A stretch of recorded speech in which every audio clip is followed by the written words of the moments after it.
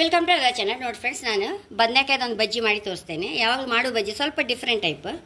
ಇದು ನಮಗೆ ಬದನೆಕಾಯಿ ಅಂದರೆ ಎಲ್ಲ ನಂಜೇಳಿ ಎಲ್ಲ ಬದಿಗಿಡದೆ ಹೆಚ್ಚಿನವ್ರು ಫ್ರೆಂಡ್ಸ್. ಇದು ಆಯುರ್ವೇದಿಕದಲ್ಲಂತೂ ಇದಕ್ಕೊಂದು ಮಹತ್ವದ ಪಾತ್ರ ಸಹ ಇತ್ತು ಫ್ರೆಂಡ್ಸ್.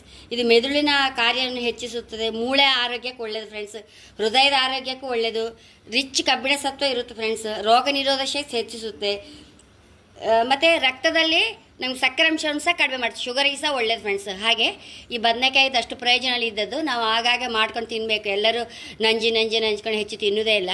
ಹಾಗೆ ಮಾಡಿದೆ ಯಾವಾಗಲೂ ಬದನೆಕಾಯಿ ಪದಾರ್ಥ ಮಾಡ್ಕೊಂಡು ತಿಂತಾ ಇರಬೇಕು ಫ್ರೆಂಡ್ಸ್. ನಾನು ಇವತ್ತೀಗ ಇದರದ್ದೊಂದು ಬಜ್ಜಿ ಮಾಡಿ ತೋರಿಸ್ತೇನೆ. ಫಸ್ಟ್ ಇದನ್ನೊಂದು ಕುಕ್ಕರಲ್ಲಿ ಬೇಯಿಸ್ಕೊಂತೆ ಫ್ರೆಂಡ್ಸ್. ನೋಡಿ ಫ್ರೆಂಡ್ಸ್, ಮುಚ್ಚಿಬಿಟ್ಟೆ.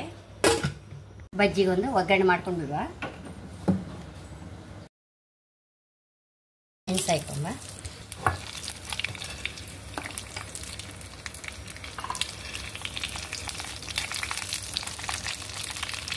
ಒಂಚೂರು ಹಿಂಗೆ ಹಾಕೊಂಬ,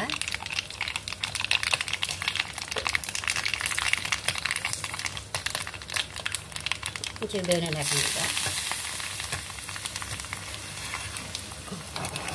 ಒಗ್ಗರಣೆ ಕೆಳಗೆ ಇಟ್ಕೊಂಬ. ನೋಡಿ ಫ್ರೆಂಡ್ಸ್, ಈ ಬದನೆಕಾಯನ್ನು ಒಳ್ಳೆ ರೀತಿ ಗಿಮ್ಚ್ಕೊಂಡು ಬಿಡುವ. ಬೆಲ್ಲ ಹಾಕೊಂಬ ಫ್ರೆಂಡ್ಸ್. ಬೇಕಾದಷ್ಟು ಉಪ್ಪು, ಸಿಹಿ ಎಷ್ಟು ಬೇಕೋ ಅಷ್ಟು ಬೆಲ್ಲ, ಹಾಗೆ ಒಂಚೂರು ಹುಣಸೆ ಹುಳಿ ರಸ ಹಾಕೊಂಡು ಬಿಡುವ.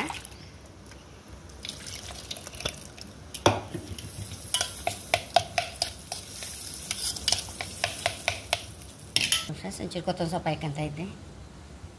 ಒಂಚೂರು ನೀರುಳ್ಳಿ ಹಾಕೊಂಬ, ಈ ಒಗ್ಗರಣೆ ಹಾಕೊಂಬ.